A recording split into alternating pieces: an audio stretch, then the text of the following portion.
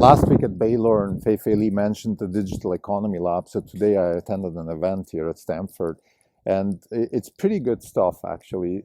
I think the purpose of the Digital Economy Lab is to think about the impact of AI on work, and in particular, knowledge work, because that's where current AI advances are the most prevalent. So today's presentation by Ethan Mollick, Wharton professor for entrepreneurship and innovation, he talked about a case study that they did, actually an experiment, not a case study, at Boston Consulting Group, where they had people use ChatGPT 4, and there's a couple of results there. I'm going to talk about the details, but the conclusion is that AI is leveling the playing field, so the lower performers and the high performers are, you can't distinguish them anymore, and it also is doing a lot more work, so it's definitely increasing productivity. And the question that I asked him is, of course, is BCG now going to hire less people or different people? And I think these are open questions. The Digital Economy Lab's purpose is to think about these things and do research,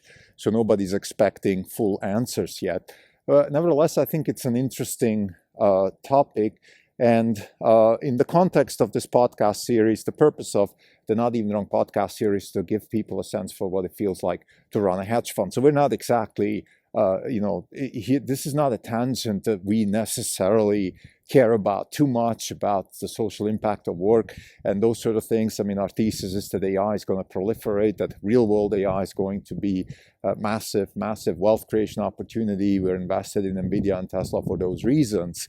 But having said that, of course, it's worth thinking about these things and also understanding a little bit how it's going to proliferate. I think one of the biggest takeaways is that I asked Eric, how is Wharton actually preparing themselves? And his answer was kind of wishy-washy, but then it made me think afterwards, well, one thing that I do as a business school is, of course, I would use AI as a baseline, basically.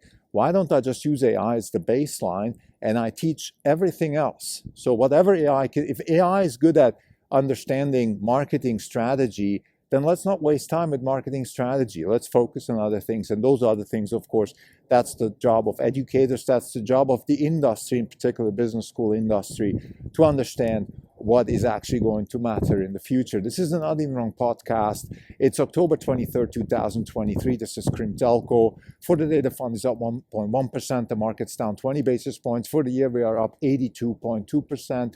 The market is up 9.3%. We're outperforming by 72.9%.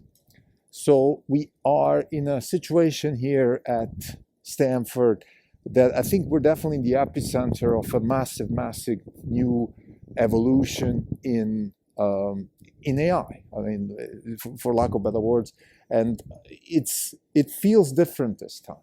The reason it feels different is because it's taking cognitive work to the next level.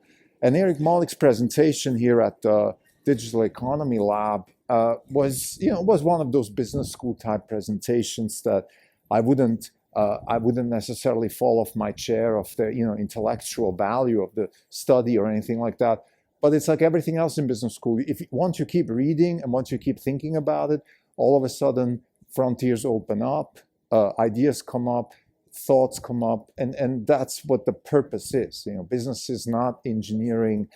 You can't just put it in a formula. You can't just run a matrix, transform X to Z, and then be done with it. So it's a little bit more complex. So in this case, let me explain what they did, and then let me talk about his conclusions, and finally give my thoughts to it. So the conclusion, what they did is they had about 10% of the Boston Consulting Group consultants, so actual workers that are hired to do consulting for one of the three strategy consulting companies here in the country or globally, but definitely in the US, top three that do strategy consulting. So they had 10%, about 800 people.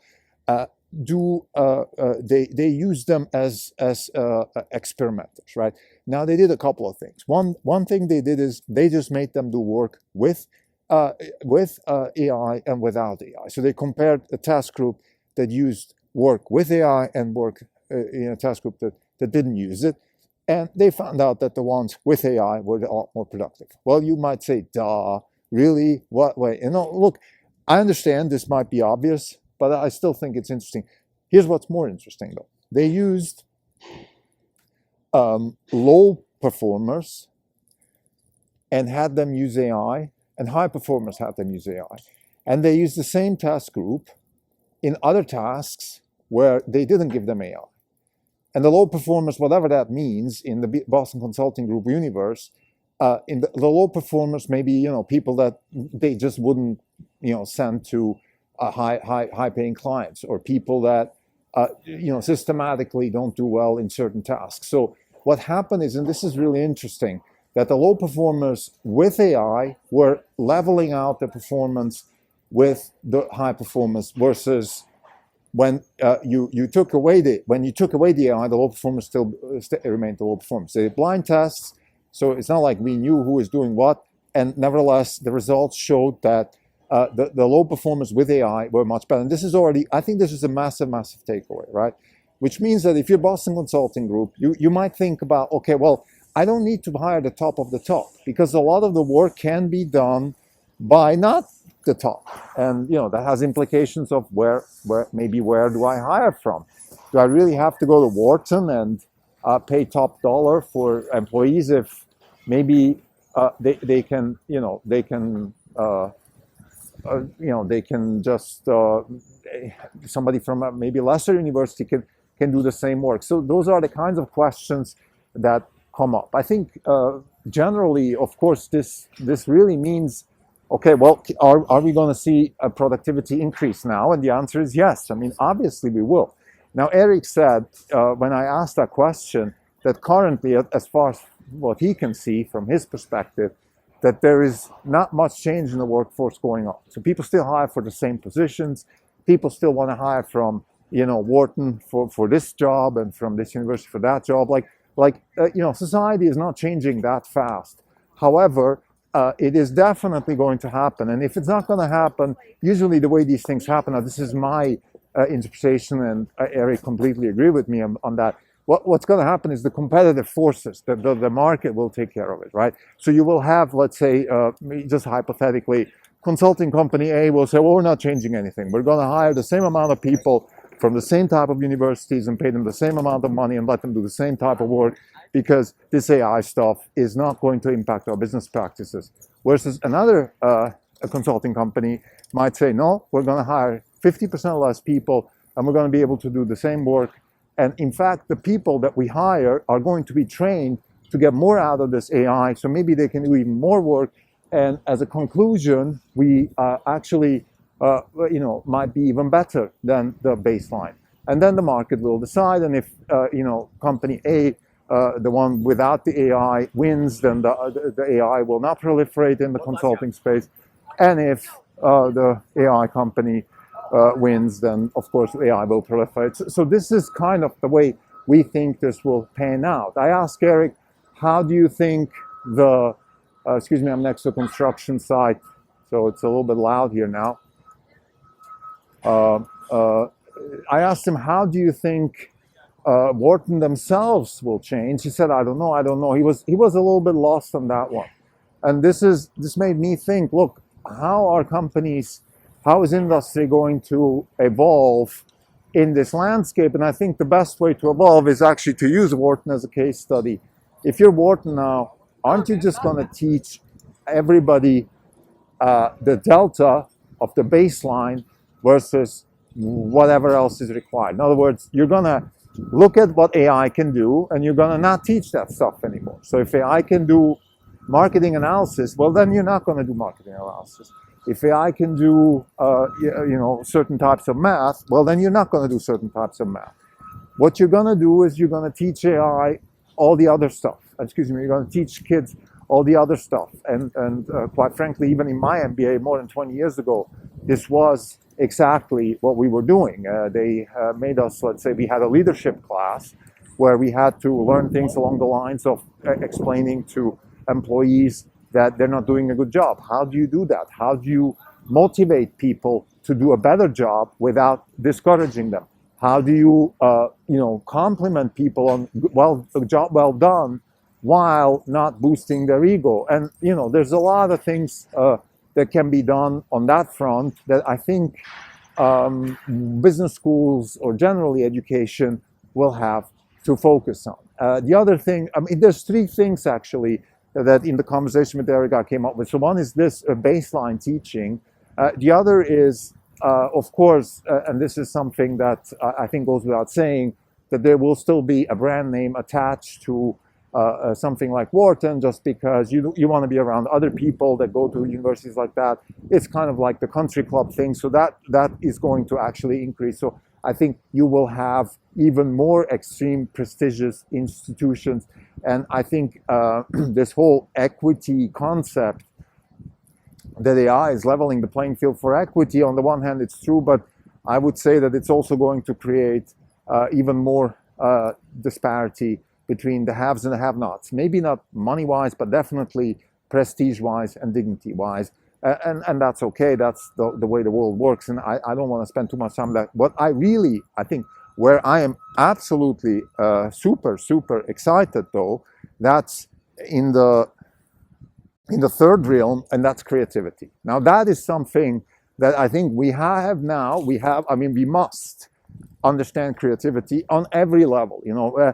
David Deutsch says, if I know how to program it, I understand it. I've come across recently in a ComSci seminar, the concept of creativity came up. Creativity as a concept, as something we can work on, get better at, teach people, that is definitely first, it's center front on everybody's agenda. I don't care where you come from. The concept of creativity now is going from the realm of, it's nice. It's kind of like emotion, right? It's something we have, something you discuss with your girlfriend or boyfriend, but you don't really, it doesn't enter the workforce. It's not really something you measure, that kind of stuff. No. This is going to become a lot more central. And the way we think this is going to pan out is that you can actually use AI as a baseline to define what is creativity, or which is basically whatever humans can do that AI cannot do, and that has value. And that is going to be creativity. We're not there yet. I think it's a bit too early to say that is what creativity is. But I believe that we're going into that direction. And that, to me, is incredibly interesting. Whether it's Wharton teaching that to people or focus. Once you start focusing on these things, once you start measuring these things, they will get done. In other words, what gets measured gets done. So you will start focusing on these things. You will start understanding these things, and that to me that's probably the biggest excitement about this AI thing. It's not that it can do work for me, for example. I don't really care about that. I mean, yeah, it's nice, but what it really will do, it's going to open up the floodgates for creativity, because it's going to start giving us a baseline and a way to measure what it actually is. And we're going to start with AI and then to the other. So to summarize this digital economy lab, I think it's a good thing. I think it's a really exciting thing, actually. Yes, it might sound a bit fluffy in the beginning, but that's okay. That's how these business school type things are in general. And I don't really care about that, to be honest. I think it's worth to have the conversation. It's worth to think about these things. It's worth to go to these presentations and think about them. And it's part of, this is what we do here at Orange Capital Partners. It's one of those things where you might say it's like the inverse of the death of 1,000 cuts. So the same way you have this death of 1,000 cuts, metaphor, which is used, let's say, for example, in ComSci or in benchmarking. Percy Liang talked about this last week at the Baylor conference, where, look, each little step might not be that important, but once we're at the end of a process over a couple of years of steps, we are at a very different place. So you could, rephrase that as, the life of 1,000 little steps, maybe, or something along those lines, where each little step makes me a little bit smarter. It's not necessarily such a big deal, but the whole process, in the end of the whole thing, makes me a lot better as a hedge fund manager, as a human being, as a wealth creator, whatever it is you're trying to optimize. The life of 1,000 steps is a method that the hedge fund industry is exposed to. There might be other industries, maybe art, maybe, honestly, I don't know. There might be other industries where you can just wake up one day and just create value and that's it, end of story. This one is not one of those. It takes a lot of time, it takes a lot of effort, it takes a lot of different approaches. And let's get back to AI and creativity. Let's say we hedge fund managers, we're in the creativity business ourselves. And the only way we can beat AI or the people who are using this AI is to be different. So today in this seminar, I believe I was the only hedge fund manager. And I think I also went to a cosmology seminar. I'm probably going to make an episode about that too today. These are important steps we're taking, and it's life by 1,000 steps, right? Each step alone might not be as crucial, but as a whole, they will get us to our goal, which is to create wealth by investing in fundamentally new concepts and engineering practices with large impact. We want to do good, we want to have fun, and we want to have a result at the end of this process. Thank you.